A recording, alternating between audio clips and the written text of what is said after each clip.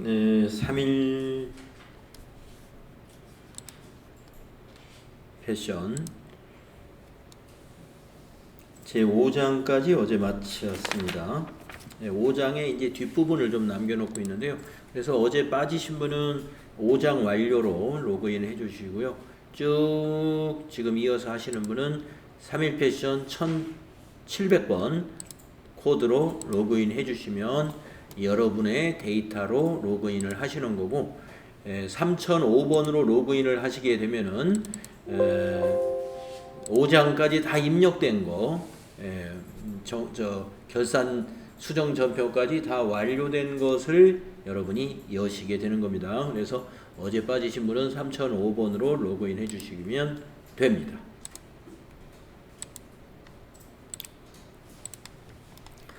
자, 이번 시간은 이제 246페이지 내용인데요. 246페이지 내용은 뭐냐면은 이 더존 프로그램으로 그럼 결산을 마친 다음에 우리가 그 다음에 좀 해야 될 일이 있어요.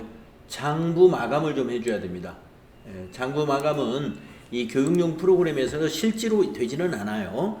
그러나 어떻게 장부 마감을 하는 것인가, 그것을 한번 메뉴를 실행은 해 보겠습니다. 안 되는 기능도 있을 거예요. 자, 우리가 이제 데이터를 체크하는 작업이 필요합니다. 데이터 체크 조금 이따가 한번 해볼 거고요. 이 데이터 체크를 통해서 오류가 있는 전표를 찾아낼 수가 있어요. 물론 우리가 시산표를 작성했을 때 차변과 대변의 금액이 일치하지 않은 것은 우리가 시산표로 찾아내죠. 그것과 유사한 그 데이터 체크 작업이라고 보시면 되겠습니다. 그리고 나서 이제 오류가 있는 부분이 검출이 되면 그걸 해결을 한 다음에 합계 잔액 시산표를 조회해 가지고 차변과 대변의 합계 또 잔액이 일치하는가를 확인을 해야 됩니다. 이것이 이제 수정 후 합계 잔액 시산표가 되겠죠. 어제 우리가 결산 수정 분계를 했으니까요. 그리고 나서 손익계산서 개정을 마감을 합니다. 이 손익계산서 개정의 마감이라는 것은 수익과 비용 개정을 마감하는 것인데, 여러분이 회계의 순환과정 이론의 앞부분에서 3차시, 4차시, 5차시인가요? 이렇게 들으실 때 우리가 수익과 비용 개정을 마감하는 방법에 대해서 공부를 했습니다. 그런데 이 프로그램에서는요, 아주 간단합니다. 이 집합손익이라는 계정을 프로그램이 만들어 가지고 자동으로 대체를 시키거든요. 그 방법은 이익여금 처분 계산서라고 하는 메뉴에 가가지고 상단에 있는 이 전표 추가 이 단추를 누르게 되면은 그와 같은 손익 대체 분계가 일반 전표에 자동으로 작성이 됩니다. 그래서 잠시 후에 자동으로 작성된 손익 대체 분계를 보게 되면은 수익은 집합 손익 계정의 대변으로 가고 모든 비용은 집합 손익 계정의 차변으로 와가지고 수익과 비용의 차액이 당기 순이익이 미처분 이익잉여금이라고 하는 자본 계정으로 대체되는 분계까지를 여기서 말하는 손익 대체 분계라고 하는 것입니다. 분계가 세 가지가 있었죠. 우리 이론 공부하실 때 여러분이 기억이 아마 나실 겁니다. 그래서 그 분계가 여기 세 가지가 이제 이겁니다. 여기 표에 그려져 있죠. 아까 말씀드린 대로 손익 계정의 손익이라는 계정, 임시 계정이거든요. 그 대변에 뭐가 오냐면 수익이 간다 이거예요. 수익이. 그 다음에 두 번째 있는 대체 분계는 손익 차변에 비용이 간다 이거예요. 비용이. 그리고 조금 전에 말씀드린 대로 그 수익과 비용의 차이가 바로 당기순이익인데, 그 당기순이익은 미처분 이익잉여금이라는 이익잉여금 계정 과목으로 대체가 됩니다. 그래서 손익의 차변의 금액 차이가 대변의 미처분 이익잉여금 자본의 증가로 대체가 되게 됩니다. 이 분계를 잠시 후에 우리가 볼 수 있게 됩니다. 그런 다음에 재무상태표 개정을 마감하게 되는데요. 재무상태표 개정은 우리가 전기월, 차기월, 즉 내년도 장부를 만드는 내년도의 그 전기월을 만들어주는 작업인데 이것은 마감 후 2월이라고 하는 메뉴가 있어요. 이 메뉴를 눌러서 우리가 마감을 하게 되면 내년도 기초장부가 만들어집니다. 그런데 이제 이거는 아마 교육용이나 수업용 프로그램에서는 시험용 프로그램에서는 이 작업은 아마 진행이 안 될 거예요. 왜냐하면 내년도 장부까지 실제로 만들어지고 그러면은 이 프로그램 가지고 저희 학원도 회계장부 꾸밀 수가 있겠고 개인 사업자들이 그냥 이게 이 교육용 프로그램이 시중에 얼마든지 다운로드가 되니까 이거 가지고 계속 장부를 쓸 거 아니겠어요? 네, 그러니까 이런 2월 되는 작업 이런 것들은 막아놨어요. 되는 경우도 옛날에 있었는데 지금은 안 돼요. 그래서 그 절차가 이렇게 됩니다. 장부 마감하는 절차 이대로 한번 수행과제를 따라서 해보겠습니다.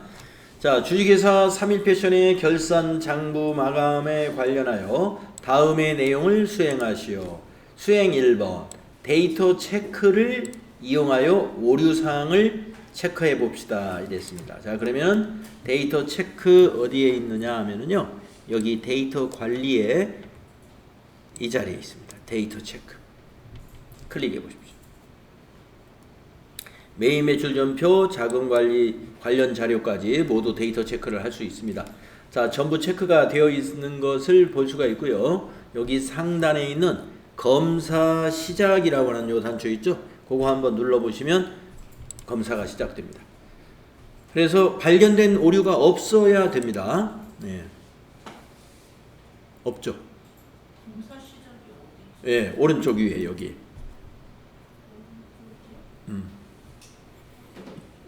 오른쪽 위에. 예. 검사 시작. 그거 눌러보세요. 그걸 눌렀을 때 오류가 없습니다. 이렇게 떠야 돼요. 현재 데이터상에 발견된 오류가 없습니다. 없죠? 네. 예. 그러면 이제 데이터 체크 끝났습니다. 자, 이 창 닫아주시고 그 다음에 하는 일이 뭐냐면은 합계잔액시산표를 작성해가지고 차대변이 일치하는가를 확인해 봐야 되겠습니다. 자, 그러면은 합계잔액시산표 두 군데 있어요. 합계잔액시산표 메뉴가 여기에도 있고 여기에도 있고, 네, 같은 겁니다. 뭐 여기 있는 걸 실행하셔도 좋고 저기 장부에 있는 걸 실행하셔도 좋습니다. 자, 클릭하시고 12월 31일 날짜로 작성을 했을 때 무엇을 확인하는 거냐면은 차변의 합계 518, 758, 765 대변의 합계 518, 758, 765 합계는 합계끼리 같아야 되고 차변 잔액과 대변 잔액은 또 서로 같아야 돼요. 예, 만약에 같지 않다면 같지 않다고 오류가 뜰 겁니다. 일치하죠? 네. 자, 그러면 이거 닫아주시고 그 다음에 하는 일이 뭐냐? 수행 3번을 보시면 손익계산서에 당기순이익을 확인한 후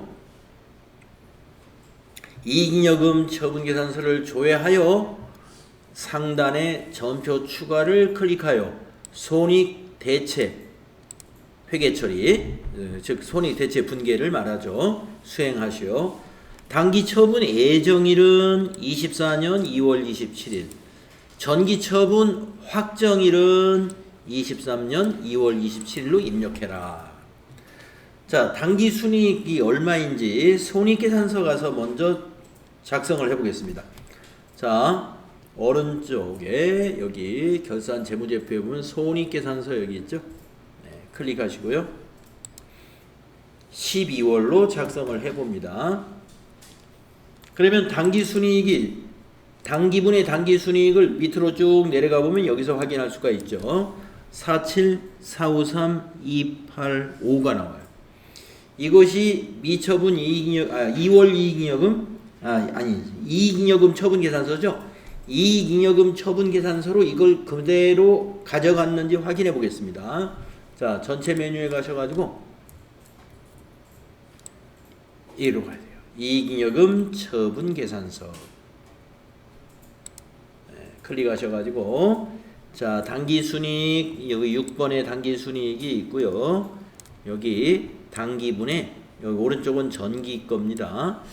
47, 453, 285. 예, 조금 전에 여기 손익계산서에서 봤던 이 47, 453, 285 이것과 같죠? 예, 같이 같은지 확인해 보시고 그 다음에 처분 예정일 여기다 입력을 합니다. 처분 예정일과 처분 확정일을 여기다 입력해 주면 돼요. 자, 처분 예정일은 2024 0227이고요. 처분 확정일은 2023 0227. 그건 그대로 두시면 되겠네요. 이렇게 입력한 다음에 자 이건 이제 그 이익잉여금 처분 계산서는 처분 내역은 여기다 입력을 하는 거고요. 처분 내역. 처분 내역이라는 건 뭐냐면 이익이 난 것을 이거는 이제 내년으로 2월 되는 미처분 이익잉여금입니다만은 작년에 미처분 이익잉여금이 5천만 원이었잖아요. 이 5천만 원에 대해서 어떻게 처분했다 하는 걸 여기다 입력해 주는 거예요. 근데 금년도 23년 2월 27일 날 처분 내역은 없다 이런 얘기예요. 없다. 처분하지 않기로 했어요. 아무것도. 그래서 아무것도 여기 입력이 안 되어 있습니다. 그런데 참고로 한번 알아두세요. 만약에 처분 내역이 있었다면은 현금 배당 얼마 여기다가 우리가 이제 현금 배당을 했다. 그러면 미지급 배당금으로 여기다 입력을 해줍니다. 그 다음에 주식으로 배당을 했다. 그러면 여기 미교부 주식 배당금에다 입력을 합니다. 또 현금 배당의 경우는 현금 배당의 10%를 이익 준비금으로 잡아놔야 돼요. 이러면서 우리 상법의 법률로 정립을 의무화해 놓은 이익 준비금이라는 이 법정 적립금에 대해서 알아두셔야 되는데 이 이익 준비금은 이 상법에 정해져 있는 아주 기본적인 법정 적립금입니다. 이 법정 적립금은 어떻게 적립을 하도록 되어 있냐면 현금 배당액의 10% 법정 적립금 이익 준비금은 현금 배당의 10% 이상 적립하도록 법률로 정해져 있어요. 그래서 만약에 현금 배당에 대한 최소 기준으로 이익 준비금을 적립하시오라고 하면은 현금 배당을 만약에 1,000만 원 했다라고 하면은 최소 기준은 100만 원이겠죠? 10%니까 여러분이 이익 준비금에다가 100만 원 입력하시면 되는 거예요. 자, 그래서 현금 배당과 이익 준비금은요, 관련성이 있는 겁니다.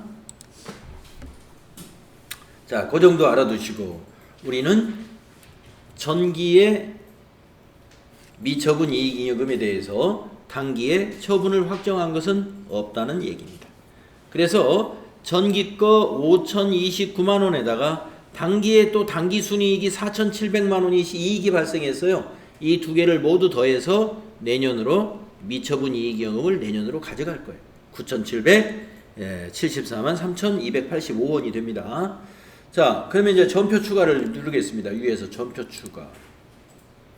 그러면 일반 전표 5건이 추가되었습니다. 이 5건이 손익 대체 분계예요.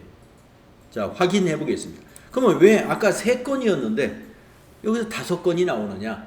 그거는 어떤 건인지 가서 한번 보겠습니다. 자, 자, 일반 전표로 가보십시오.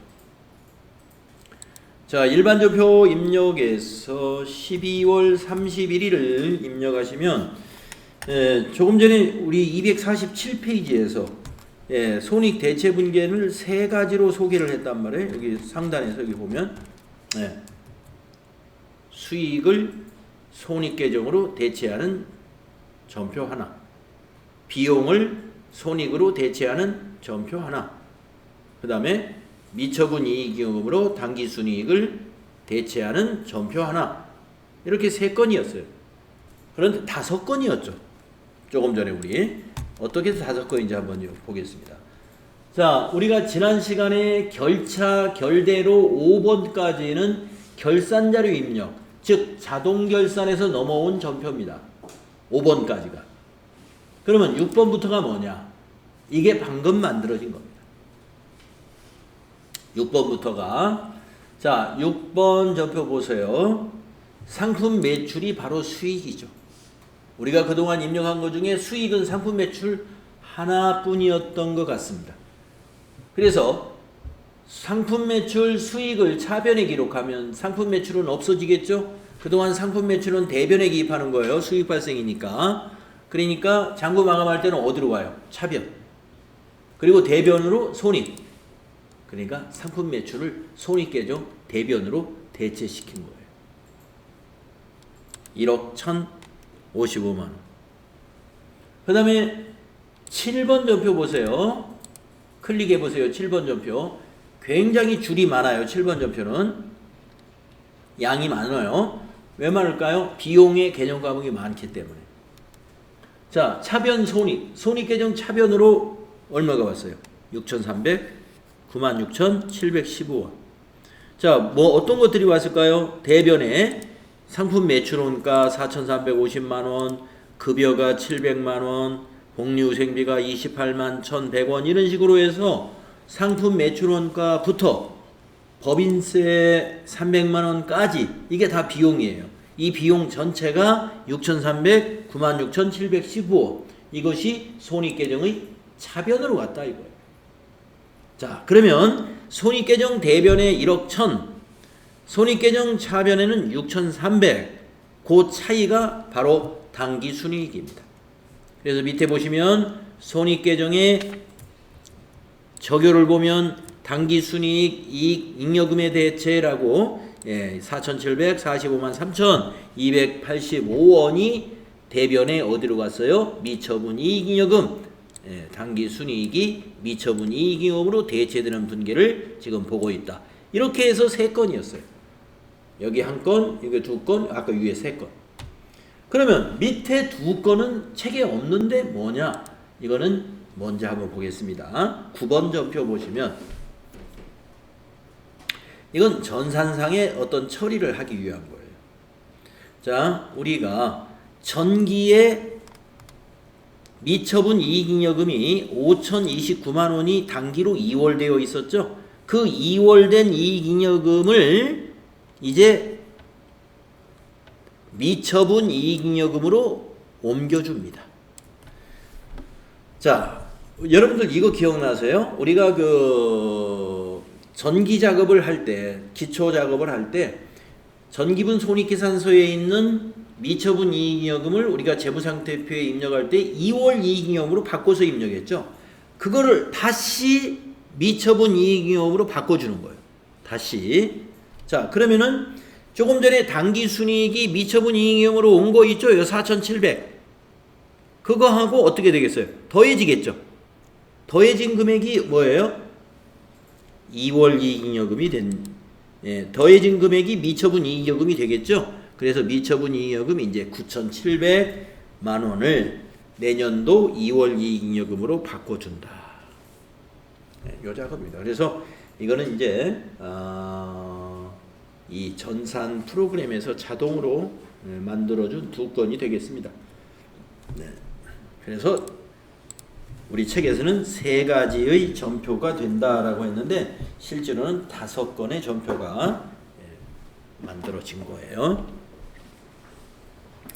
자, 이렇게 해서 수익 비용 계정 과목은 모두 마감이 됐습니다. 마감이 되면 어떻게 되느냐?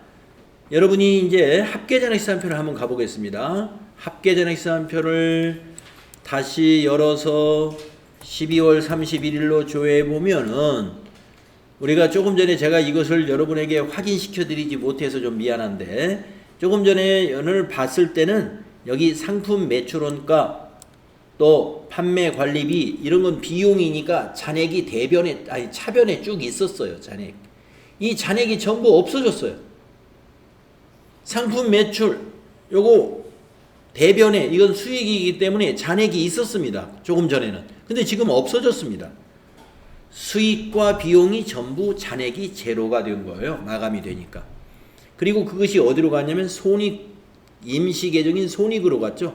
근데 손익도 차변 대변이 똑같죠. 잔액이 없죠. 왜 잔액이 없을까요? 미처분 이익이익으로 대체를 시켰기 때문에. 근데 미처분 이익이익금도 잔액이 없죠. 왜냐하면 그걸 2월 이익이익금으로 아까 대체를 시켰기 때문에. 그래서 2월 이익이익금에 9,774만 3,285원만 잔액으로 남아있는 겁니다. 조금 전에 그 전표 추가가 바로 이 합계잔액상표를 이렇게 바꾼 거예요. 변화가 일어난 거예요. 자, 그 다음 작업이 뭐냐, 이제. 자, 어디까지 우리가 해봤냐면요. 수행 3번까지 해봤습니다. 이익잉여금 처분계산서에서 전표 추가 눌러본 거예요. 다음은 수행 4번 해보겠습니다. 재무상태표 개정의 2월을 위한 마감 후 2월을 수행하시오. 이게 이제 마지막 작업입니다. 마지막으로 해야 될 게 마감 후 2월. 자, 그러면 다 닫으시고요. 다 닫아주시고 전체 메뉴에 가셔서 여기 맨 데이터 관리의 맨 밑에 보면은 마감 후 2월이라는 메뉴가 있어요. 이걸 딱 클릭하시고 여기 위에 있는 요 마감을 눌러주시면 돼요. 요 마감.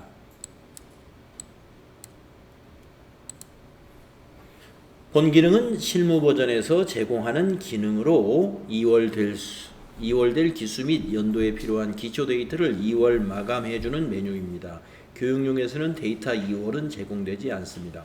그래서 데이터 2월을 뭐뭐 시키느냐면 이러한 우리가 기초정보관리에서 입력했던 이런 거 이것이 2024년도 분이 만들어진다 이거예요. 자, 확인 눌러보시면 마감이라는 단추는 여기 생겼지만 실제로 2월 작업은 생기지 않습니다. 2월 작업은 되지 않는다. 마감 단추는 만들어졌어요. 이 마감이 빨갛게 돼 있으면 전표를 수정하는 작업은 안 됩니다. 추가로 입력하는 작업도 안 되고요. 그러나 조회는 다 할 수 있습니다. 그러면 내가 수정하거나 추가하려면 어떻게 하느냐? 마감 후 2월에 와가지고 여기 마감 취소하고 나서 하시면 됩니다. 실무 프로그램에서는 마감할 때도 비밀번호를 아마 받을 것이고 마감 취소도 담당자의 비밀번호를 걸어서 취소를 하고 이렇게 하게 됩니다. 교육용이니까 이렇게 되어 있어요. 네, 이렇게 해서 이제 장부 마감까지 우리가 마무리를 했습니다.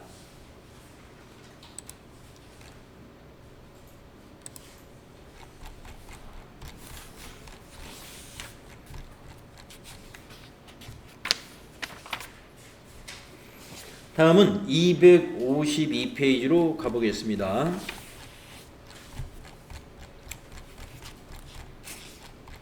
재무제표의 작성이 되겠는데 우리가 손익계산서 작성은 조금 전에 해봤죠. 조회하면 그냥 작성이 되는 겁니다. 재무상태표 작성 한번 해보겠습니다. 자, 재무상태표.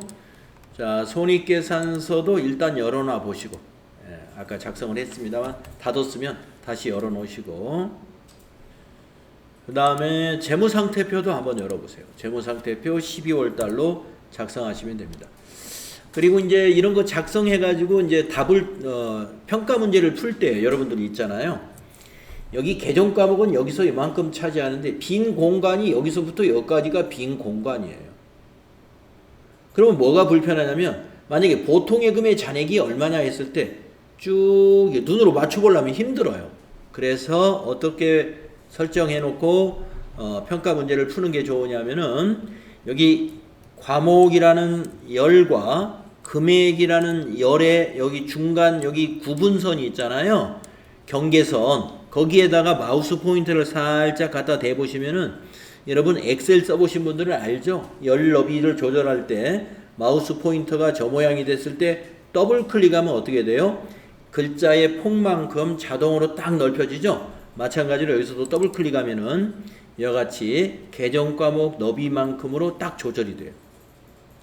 이렇게 보면은 간단하고 좀 보기 편합니다. 손익계산서도 마찬가지예요. 손익계산서도 보시면은 계정 과목의 넓이는 이만큼밖에 안 되는데 여기서 여기가 빈 공간이에요. 이러면 불편해요. 이런 게 있으면 조회하는데. 그래서 이것도 없애줘요. 여기 경계선 더블 클릭해서 이걸 좁혀줍니다. 이렇게 보시면 좋겠습니다. 자, 그러면 수행과제 1번을 같이 해보겠습니다. 3일 패션의 단기분 손익계산서 작성 수행했죠. 그 다음에 3일 패션의 단기분 재무상태표 수행했죠. 그 다음에 수행 3번 12월 31일 매출 채권과 매입 채무의 잔액은 얼마인가? 요거 한번 맞춰보겠습니다. 자, 채권 자산이죠. 채무 부채입니다. 자산과 부채를 보는 것은 재무상태표에서 봐야 되죠. 그래서 재무상태표로 한번 가보겠습니다. 자, 재무상태표나 손익계산서나 이걸 잘 이해하고 있어요. 이 구조를 말이죠. 이 손익계산서에서도 이 손익계산서의 구조를 여러분이 잘 이해하고 있어야 됩니다. 자꾸 많이 보셔야 돼요. 아직 익숙지 않으신 분들. 재무상태표도 마찬가지예요. 이 재무상태표의 구조를 여러분 잘 익숙해지도록 잘 봐야 됩니다. 자, 그러면 재무상태표에서 매출채권의 잔액을 보겠습니다. 매출채권은 당좌 자산에 있는 외상 매출금 2,926만 5천원과 받으러움 350만 원을 합쳐야 매출채권이에요. 그럼 이걸 말이죠. 숫자가 복잡한데 이걸 더해서 답을 찾으려면 힘들잖아요. 그래서 매출채권이라는 통합계정 과목으로 볼 수가 있어요. 그 통합계정 과목은 과목별이 아니라 통합계정으로 보이는 것은 제출용이라고 하는 거예요. 이 제출용 탭을 눌러보시면 통합계정으로 계정 과목이 표시가 됩니다. 통합계정은 얘는 뭐가 있느냐? 매출채권, 매입채무, 현금성 자산 이런 거예요. 자, 그러면 한번 제출용 탭을 눌러보십시오. 네, 보세요. 현금 및 현금성 자산. 이건 과목별에 뭐가 더해진 거냐면은 현금, 당좌예금, 보통예금이 더해진 거예요. 제출용의 현금 및 현금성 자산은. 그리고 매출채권은 뭐가 더해진 거냐? 외상매출금하고 받으러움이 더해진 거예요. 통합계정은 이렇게 파란색으로 보입니다. 글자색이. 그리고 아래로 내려가 보시면 매입채무도 파란색으로 보이죠. 이 매입채무는 어떤 게 더해진 거냐면은 외상매입금하고 지급어음이 더해진 거죠. 매입채무는 외상매입금과 지급어음을 가리키는 거예요. 네. 이론 때 여러분 배우셨잖아요. 자, 그래서 이제 이렇게 제출용에서 보고 매출채권을 답으로 빨리 찾는 게 좋습니다. 32765,000 이걸 복사해서 붙여넣으시면 되고요. 매입채무가 얼마냐? 여기 밑으로 내려가서 89662,000 이 셀을 복사해서 붙여넣기 하시면 답을 빠르게 할 수가 있다. 이런 말씀.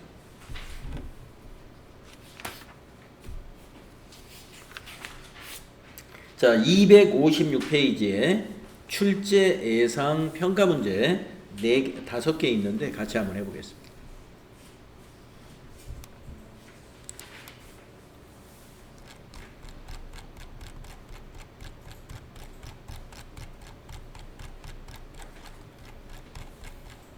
(1번) 고정자산관리대장을 조회해서 고정자산관리대장의 신규 및 증가에 해당하는 고정자산의 총계 금액이 얼마인가? 자, 그러면 고정자산관리대장도 한번 꺼내볼까요? 전체 메뉴 누르셔가지고 고정자산 등록 그 밑에 있어요. 고정자산관리대장. 항목에서는 전체를 선택해 주시고 구분에서도 전체 고정자산을 선택해 주시고 유형에서도 전체를 선택해 주시고 네, 그러면 고정자산관리대장 전체적으로 보이는데 여기서 질문한 것은 신규 취득 증가분의 총계 금액을 물어봤어요. 자, 신규 취득 증가라는 열이 이 자리죠. 차량 운반구에서 2,750만원 그랜저 구입한 거였어요. 비품에서 120만 원. 컴퓨터 구입한 거 기억나시죠? 그래서 합계가 2,870만 원 신규 취득 증가분 금액의 답이 되겠습니다. 이건 클릭이 안 되는 셀이니까 이거 보고 그대로 28,700,000이라고 답을 입력하시면 된다. 다음은 2번 해보겠습니다. 재무상태표 조회. 12월 말 현금 및 현금성 자산의 금액은 얼마인가? 아까 재무상태표에서 볼 수가 있었죠. 자, 재무상태표 열어놓은 거 보시고요. 현금 및 현금성 자산, 네, 제출용에 있었죠. 이건 복사가 되죠. 161-792-100입니다. 클릭하시고 컨트롤 C 그래가지고 여러분이 답안 작성하는 항목에다 커서를 놓고 컨트롤 V 하면은 이렇게 요 답이 붙여집니다.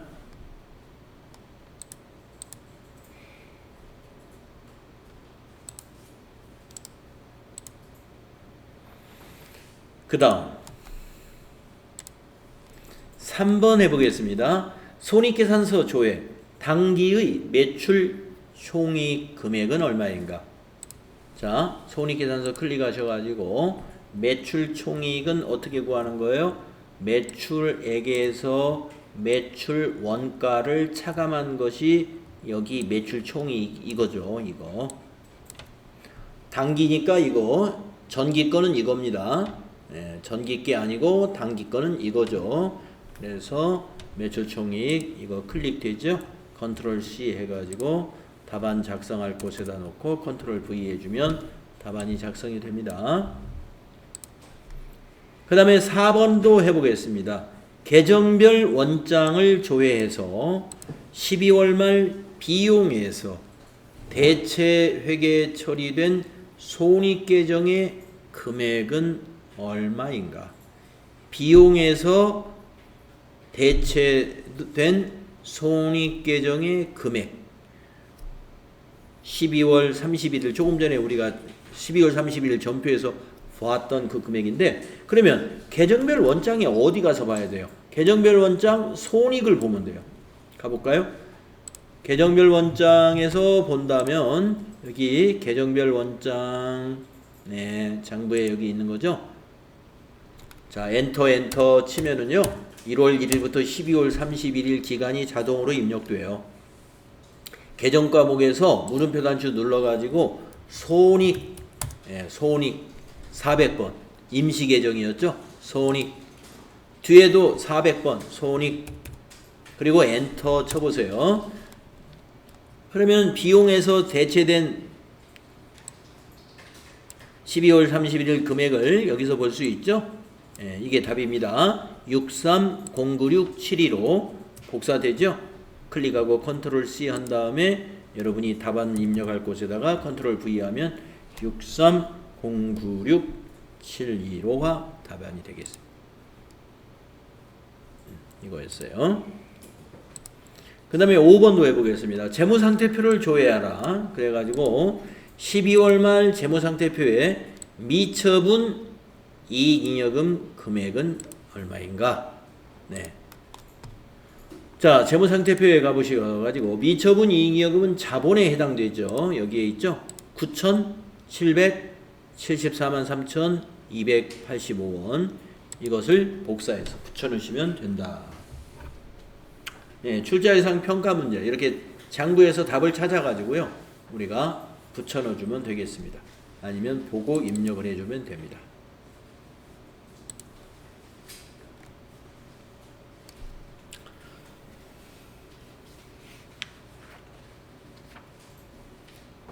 자, 다음은 이제 다음 장으로 넘어가겠습니다. 제 6장인데요. 6장에서의 내용은 장부에 관한 것과 그 다음에 회계정보 분석에 관한 것입니다. 네, 장부에 대해서는요. 앞으로 우리가 이제 평가 문제를 풀면서도 여러 가지 장부를 많이 보게 될 거고요. 자, 259페이지로 가서 장부의 종류들을 한번 보도록 하겠습니다. 자, 우리가 이 장부의 종류가 이렇게 굉장히 많아요. 여기 있는 것보다 더 많을 겁니다. 메뉴에서 보게 되면은. 자, 그런데 우리가 이 복식부기에서 장부 중에서 주요부라는 장부와 보조부라는 장부로 이렇게 구분을 하게 되는데요. 주요부의 장부는 2개뿐이에요. 나머지가 다 보조부입니다. 주요부라는 것은 그 의미가 뭐냐면 아주 중요한 기본이 되는 장부라는 것인데요. 재무회계에서 가장 기본이 되는 장부는 바로 분계한 내용, 그 분계장과 전표를 입력하면 분계장이 자동으로 만들어집니다. 그리고 그것이 옮겨진 총계정 원장, 이 2개가 주요부가 되겠습니다. 나머지는 다 보조부. 자, 전표도 인쇄가 가능합니다. 여러분들 그래서 앞에서 우리 전표 관리 여러분 테스트할 때 인쇄해가지고 여러분 시험에서 제출하고 그랬죠? 예. 전표 출력이라는 메뉴에 꼭 가지 않더라도 전표 입력하는 메뉴에서도 위에 인쇄 단추가 있기 때문에 출력이 가능해요. 자, 분계장이라는 메뉴도 있습니다.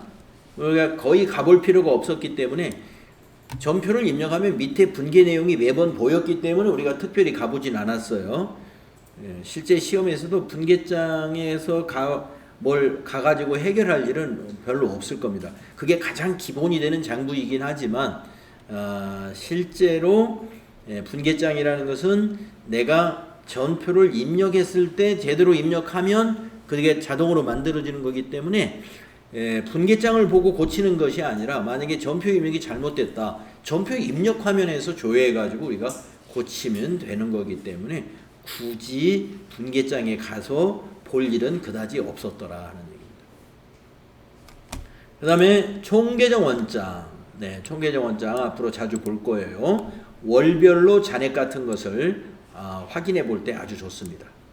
월별 자료를 확인할 때 상당히 좋아요. 총계정 원장이.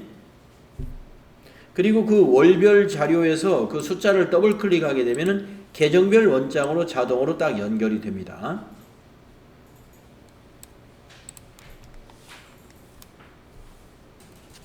다음 페이지 넘겨보시면 이 계정별 원장, 우리가 그동안 가끔 가봤던 장부입니다. 또 거래처별로 잔액을 볼 때는 거래처 원장을 가서 봐야 됩니다. 앞으로 자주 보게 될 겁니다. 또 메인 매출을 유형별로 조회해 보려면 메인 매출장이라는 장부에 가봐야 됩니다. 유형이 뭐였어요? 우리가 이제 메인 매출 전표를 입력할 때 날짜 입력하고 나서 맨 먼저 넣는 게 유형이었죠. 11번 과세 매출이다. 13번 면세 매출이다. 17번 카드 과세다. 51번 과세 매입이다. 53번 면세 매입이다. 54번 불공 매입이다. 57번 카드 과세 매입이다. 이런 유형을 말하는 거예요. 그 유형별로 장부를 조회해 볼 때 메인 매출장에 가서 조회해 볼 수가 있습니다. 자, 그 밑에 있는 수행과제 보도록 하겠습니다. 수행 1번. 단기 중 외상매입금 상환액은 총 얼마인가? 총계정 원장 또는 계정별 원장을 조회하라. 총계정 원장이 보기가 좋아요. 자, 외상매출금 상환이다 라고 하면은요, 총계정 원장에 가가지고 외상매입금이 부채잖아요. 발생하면 대변에서 발생할 거고 상환은 차변에서 상환이 되겠죠. 부채니까. 그래서 차변 금액을 보면 되겠습니다. 자, 한번 가보겠습니다. 전체 메뉴에 가서 여기 장부에 보시면 총계정 원장이라고 여기 있습니다. 총계정 원장 클릭하시고요. 계정 과목은 그냥 엔터 치면은요, 왼쪽에 모든 계정 과목이 다 보입니다. 거기에서 이제 우리가 외상 매입금을 한번 찾아보세요. 외상 매입금 여기 보이죠? 251번 클릭해 보세요. 자, 외상 매입금은 여러분 부채라는 걸 아까 먼저 아셔야 돼요. 외상 매입금은 부채다. 자, 부채는 대변에서 증가하고 차변에서는 감소하는 거다. 거래의 8요소를 여러분이 알고 있잖아요. 외상매입금이 부채죠. 부채는 대변에서 증가하고 차변에서 감소하는 거다. 그렇다면은 여기서 말하는 상환액, 외상매입금 상환이라는 말은 갚은 거. 갚았다는 건 감소하겠죠. 그래서 1,000만 원이 답이 되겠습니다. 다음에 수행 2번을 보도록 하겠습니다. 2기 예정 7월부터 9월에 신용카드 과세로 발생된 매출 건수와 공급 대가 금액은 얼마냐? 공급 대가라는 것은 세금을 포함한 것을 말해요. 자, 유형별로 이거는 조회를 해봐야 돼요. 그러면 메인 매출장을 가서 조회해 보면 됩니다. 메인 매출장. 한번 메인 매출장 가볼까요? 전체 메뉴 누르셔가지고 메인 매출장은 총계정 원장 아래에 있습니다.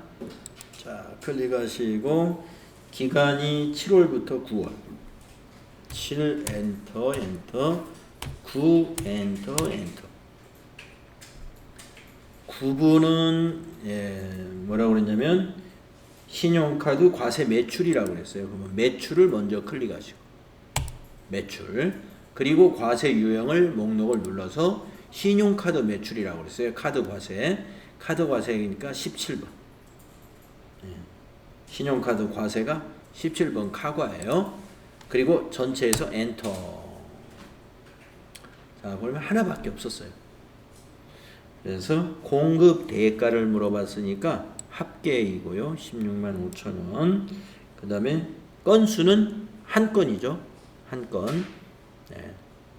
그래서 여기 분기 누계에서 한 건에